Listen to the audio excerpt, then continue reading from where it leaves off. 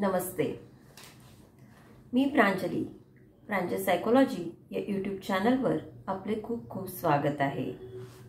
मी एक professional psychological counsellor, life coach, त्याचप्रमाणे nutritionist. आज आपण थोडं वेगळ्या विषयावर चर्चा करणार आहोत. जे नेहमीचा जो विषय आहे त्याला थोडासा वेगळा विषय आपण घेऊनच बोलणार आहोत. मी आज आपल्याला एक गोष्ट सांगणार आहे आणि ती गोष्ट एका शिक्षक आणि विद्यार्थ्याची आहे. गोष्ट जरी शिक्षक आणि विद्यार्थ्याची असली तरी ती फक्त शिक्षकांसाठीच लागू नाहीये, तर ती आपल्या सगळ्यांसाठी गरजेची आहे. त्यातून आपल्या सगळ्यांना काहीतरी शिकायला मिळणार आहे, कारण ती गोष्ट आपलं आयुष्य बदलवू शकतं. बऱ्याच अशा गोष्टी असतात आणि ही गोष्ट तुम्ही आपल्या आयुष्यात एकदा तरी ऐकावी असं मला वाटतं. गोष्ट अगदी साधी आणि सोपी आहे, पण त्यातलं जे घेण्यासारखं आहे ते खूप मौल्यवान आहे. तर चला आपण आपल्या गोष्टीला सुरुवात करूया. गोष्ट अशी आहे की एका स्कूलमध्ये स्कूल सुरू होते आणि तो 5व्या वर्गाची इयत्ता असते, म्हणजे 5th स्टँडर्ड क्लास असतो. तर त्या 5th स्टँडर्डच्या क्लास टीचर क्लासवर येतात आणि नेहमीप्रमाणे मुलं गुड मॉर्निंग मॅडम वगैरे सगळं म्हणतात आणि त्याची टीचर सगळ्यांकडे हसतमुखाने बघतात आणि म्हणतात की गुड मॉर्निंग स्टुडंट. आणि तुम्हाला माहिती आहे का की माझं तुम्हा सगळ्यांवर सारखंच प्रेम आहे. माझं कुणा एका मुलावर जास्त प्रेम, एका विद्यार्थ्यावर जास्त प्रेम, तर दुसऱ्या विद्यार्थ्यावर कमी प्रेम, असा मी भेदभाव करत नाही. प्रत्येक टीचर असंच म्हणतो, पण खरोखर असं असतं का? नाही ना. काही मुलं टीचरला जास्त आवडतात, काही कमी आवडतात. त्याला वेगवेगळी कारणं त्या टीचरची असू शकतात. पण काही टीचर असतात बोटावर मोजण्यासारखे की त्यांना सगळे विद्यार्थी सारखे असतात, समान असतात. त्या टीचरने सुद्धा आता टीचरप्रमाणे ते आपण बोलून गेल्यात की मला तुम्ही सगळे सारखे विद्यार्थी आहे, माझं तुमच्या सगळ्यावर सारखंच प्रेम आहे, मला तुम्ही सगळे सारखेच प्रिय आहात. आणि झालं काय की त्या क्लासमध्ये समोरच्या डेस्कवर एक मुलगा बसायचा, त्याचं नाव होतं राम. आणि त्यांनी रामला मागच्या वर्षीपासून ऑब्झर्व केलं होतं की रामचे कपडे मळलेले असायचे, तो इतर मुलांशी काही खेळायचा नाही, त्याचे बोलायचं नाही, एकटा एकटा नेहमी असायचा. त्याच्यामुळं त्यांच्या मनात कुठेतरी त्या रामविषयी एक अढी होती की हा मुलगा चांगला नाही आहे, हा स्टडी करत नाही, त्याचे कपडे गबाळे असतात, हा गबाळ्यासारखा राहतो, म्हणजे अगदी तो गबाळ्यासारखा दिसायचा. त्यामुळे आणि ती जी त्यांच्या मनात एक निर्माण झालं होतं की हा मुलगा चांगला नाही आहे, हा मुलगा कोणाशी मिक्स होत नाही, खेळत नाही, त्याचे कपडे घाणेरडे असतात, गबाळ्यासारखा राहतो, एकटा एकटा राहतो. आणि ज्यावेळेस एक्झाम्स व्हायच्या त्यामुळे त्या मुलाकडे त्या जास्त लक्षच द्यायच्या नाही, आहे क्लासमध्ये आहे एवढंच त्यांचं चालायचं. आणि काय झालं ना की त्यांची जेव्हा टेस्ट वगैरे व्हायच्या त्यावेळेस रामनी खूप साऱ्या मिस्टेक केलेल्या असायच्या पेपरमध्ये.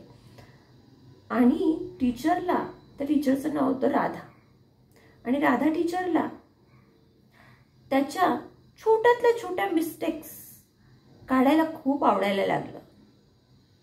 त्यांच्या मनात समजा ना की एक प्रकारचा द्वेषच त्या मुलाबाबत त्यांच्या मनात निर्माण झाला होता.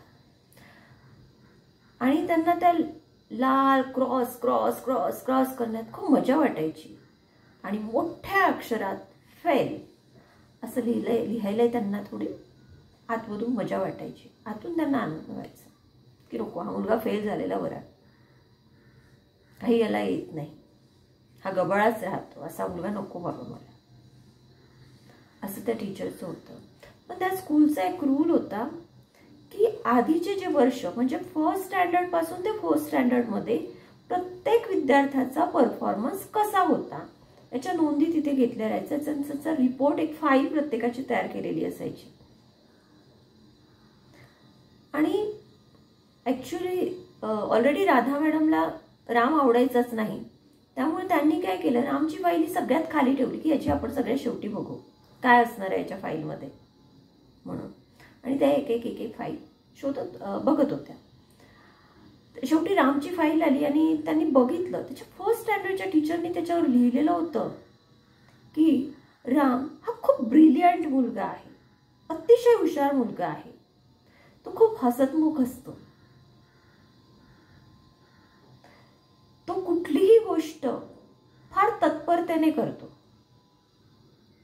तो ऍक्टिव्ह असतो आणि तो खूप मॅनर्सनी त्याची वागणूक आहे, तो खूप नम्र राहतो, त्याची वागणूक ही उत्कृष्ट वागणूक आहे, असं त्या फर्स्ट स्टँडर्डच्या टीचरने लिहिलेलं असतं. देन त्या जातात सेकंड स्टँडर्डच्या टीचरचा रिपोर्ट्स बघायला.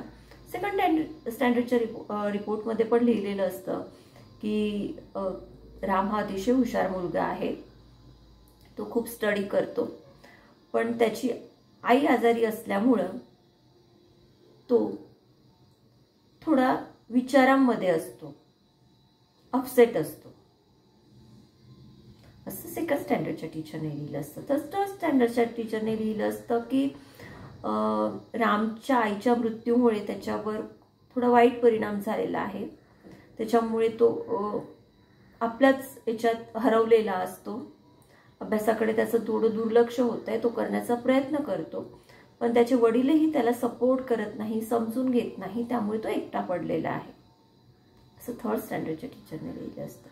तर फोर्थ स्टँडर्डच्या टीचरने लिहिलेलं असतं की त्याच्या आईच्या मृत्यूनंतर त्याच्या मानसिक स्थितीवर खूप परिणाम झालेला आहे, तो एकटा राहायला लागलेला आहे, त्याच्यापुढे कोणी लक्ष देत नाही, त्याच्यामुळे त्याचे जास्त मित्रही नाही, कारण मुलंसुद्धा त्याच्यासोबत त्याचे कपडे गबाळे असतात, त्याच्याकडे कोणी लक्ष द्यायला आहे ना, त्याच्यामुळे खेळायला तयार नसतात आणि त्याचं अभ्यासात सुद्धा दुर्लक्ष व्हायला लागलेलं आहे, तो अभ्याससुद्धा करेना झालेला आहे.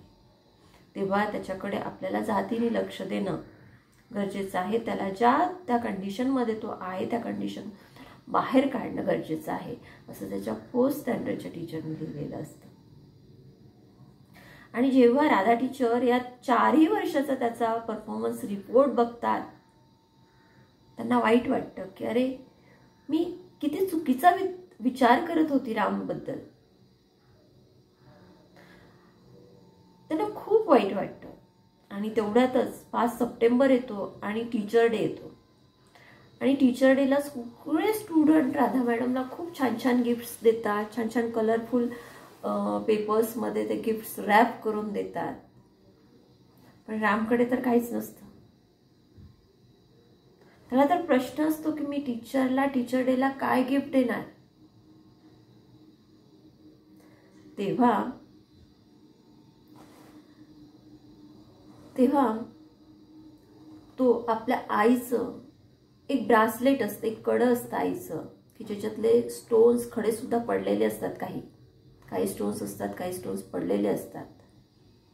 ते ब्रासलेट आणि एक परफ्यूमची बॉटल असते, एक सेंटची छोटीशी बॉटल असते की तीही संपलेली असते की 2-3दा लावलं की पूर्ण अगदी तळाला त्याच्यात असतं.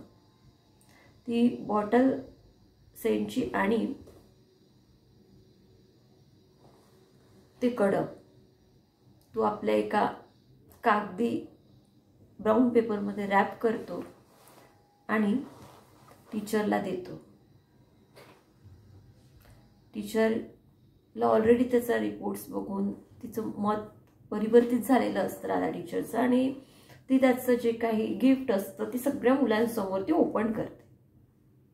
आणि ओपन केल्यावर बाकीचे मुलं हसायला लागतात की अरे आणि काय जुनं कडं आणून दिलं, त्याचे स्टोन सुद्धा पडलेले आहे, परफ्यूमची बॉटल दिली तीही नवीन नाही, तीही संपलेली. पण राधा टीचर सगळ्यांच्या समोर लगेच ते ब्रासलेट घेऊन म्हणतात, अरे किती सुंदर ब्रासलेट दिलंय राम तू मला. आणि त्या सेंटची बॉटल ओपन करतात आणि थोडंसं घासून पुसून ते सेंट निघतं. ते सेंट लावतात आणि त्या म्हणतात, वाव किती छान सेंट आहे. आणि त्या रामला थँक्स म्हणतात. रामलाही खूप छान वाटतं.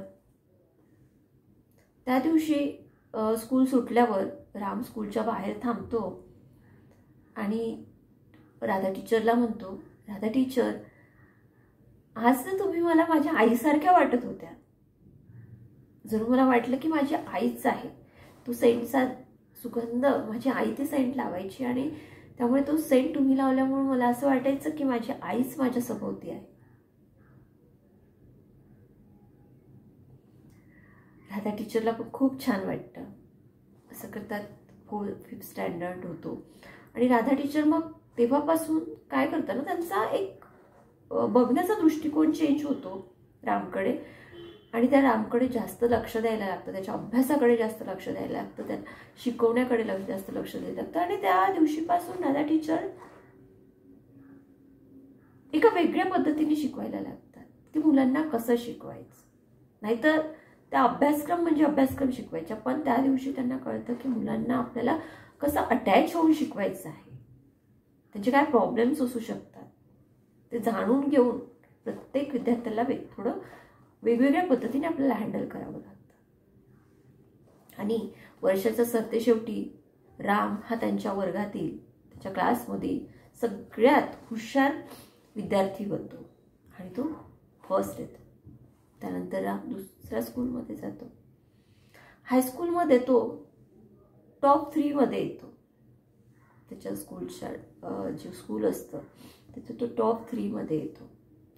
तो राधा टीचरला लेटर लिहून कळवतो की टीचर, तुम्ही माझ्या सगळ्यात बेस्ट टीचर आहात. तुमच्यामुळे आज मी टॉप 3 मध्ये येऊ शकलो. याचं सगळं श्रेय राधा टीचर तुम्हाला आहे. त्यानंतर काही वर्षांनी परत त्यांना एक लेटर येतं की टीचर, मी आता उच्च शिक्षण घेण्यासाठी जात आहे आणि आजही माझ्या फेवरेट आणि आदर्श शिक्षिका, आदर्श टीचर तुम्हीच आहात. राधा टीचरला ते लेटर सगळं खूप आनंद होतो. काही दिवसांनी परत त्यांना एक लेटर येतं की राधा टीचर, मी डॉक्टर झालोय, मी MBBS MD झालोय आणि हे सगळं तुमच्यामुळं. आणि आजही माझ्या आयुष्यात तुम्ही माझ्या आदर्श शिक्षिका आहात. तेव्हा राधा टीचरचं मन भरून येतं. आणि काही दिवसांनी त्यांना परत एक लेटर येतं, काही दिवसांनी म्हणजे काही वर्षांनी त्यांना परत एक लेटर येतं की राधा टीचर, मी लग्न करतोय आणि माझी अशी इच्छा आहे की मला आई तर नाही आहे, तर माझ्या आईच्या जागी तुम्ही माझ्या लग्नात बसावं. राधा टीचरचे डोळे पाणावतात. त्यांच्या डोळ्यातून अश्रू ओघळायला लागतात आणि राधा टीचर सुद्धा आनंदाने त्याची मागणी, रामची मागणी पूर्ण करतात आणि त्याच्या लग्नात जातात. त्यांनी जे दिलेलं ब्रासलेट त्यांनी फार जपून ठेवलेलं असतं. त्या लग्नात ते ब्रासलेट घालून जातात. ते सेंट्सची बॉटल सुद्धा त्यांनी फार जपून ठेवलेली असते. ती सेंटची बॉटल सुद्धा त्या लावतात. आणि त्यावेळेस मग लग्नात त्या आईच्या जागी बसतात आणि राम त्यांना म्हणतो की teacher, thank you so much. Teacher ma'am, तुमचे खूप खूप धन्यवाद की तुम्ही माझ्या लग्नात आल्या आणि तुम्ही माझी जी मागणी होती की तुम्ही माझ्या आईच्या जागी बसावे, तुम्ही माझ्या आईच्या जागी बसल्या. मला माझ्या आईची कमतरता जाणवली नाही कारण तुम्ही होत्या. तेव्हा राधा टीचर त्याला काय म्हणतात माहिती आहे? राधा टीचर त्याला म्हणतात, नाही, तू माझे धन्यवाद मानू नकोस, तू मला थँक्स म्हणू नकोस. धन्यवाद तर मी तुला द्यायला हवे, कारण तू मला शिकवलंयस की मुलांना शिक्षण कसं द्यायचं, मुलांना कसं शिकवायचं. त्याच्यामुळे मी तुझी आभारी आहे. तू मला एवढं आईचं स्थान दिलंस, एक आदर्श शिक्षिका बनविलंस, तेव्हा मी तुझे धन्यवाद. मित्रांनो, मला या स्टोरीतून हेच सांगायचं आहे की आपण काय करतो ना, लगेच काय जे आपल्याला समोर दिसतं त्यातून आपण आपलं मत बनवतो. पण तसं नसतं. कसं असतं, बऱ्याचदा एखादी श्रीमंत व्यक्ती असते किंवा एखाद्या चांगल्या पोस्टवर असणारी व्यक्ती असते, पण तिचं राहणीमान सिंपल असतं. तिचं राहणीमान सिंपल आहे म्हणून आपण काय करतो, आपण तिला ओळखत नाही. आपल्याला वाटतं अरे हिने काय कसा ड्रेस घातला आहे, कसं काय घातलं आहे, सो आपण त्यातून जज करतो की ही काही नाही, काही जास्त शिकलेली नसेल, घरीच राहत असेल, काही करत नसेल. या पद्धतीचं आपलं मत आपण त्या व्यक्तीविषयी बनवतो. पण तसं नसतं. दिसण्यावर, तुमच्या राहण्यावर नका जा, जाणून घ्या. कारण आजचं जग कसं झालं आहे की वेस्टर्न कल्चर मध्ये जो राहतो तो खूप हाय स्टँडर्ड आहे असं आपण समजतो. तसं नाहीये.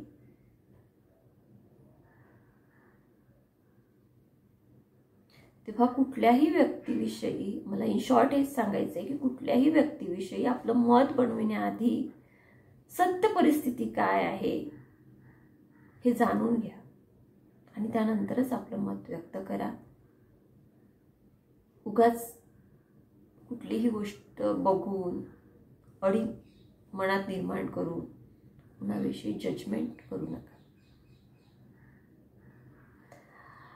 मला आशा आहे तुम्हाला ही गोष्ट नक्कीच आवडली असेल. थोडी आपल्या विषयापेक्षा वेगळी होती, पण एक लाईफ कोच म्हणून हे सुद्धा माझं काम आहे. जर स्टोरी आवडली असेल, व्हिडिओ आवडला असेल तर लाईक करा. चॅनलवर नवीन असाल चॅनल सबस्क्राईब करा. आणि जर चॅनलवर तुम्ही आधीपासून माझे व्हिडिओज बघत असाल पण चॅनल सबस्क्राईब केलं नसेल तर आत्ता सबस्क्राईब करा. शेवटी हेच म्हणेल, चॅनलला सबस्क्राईब करा, लाईक करा. धन्यवाद.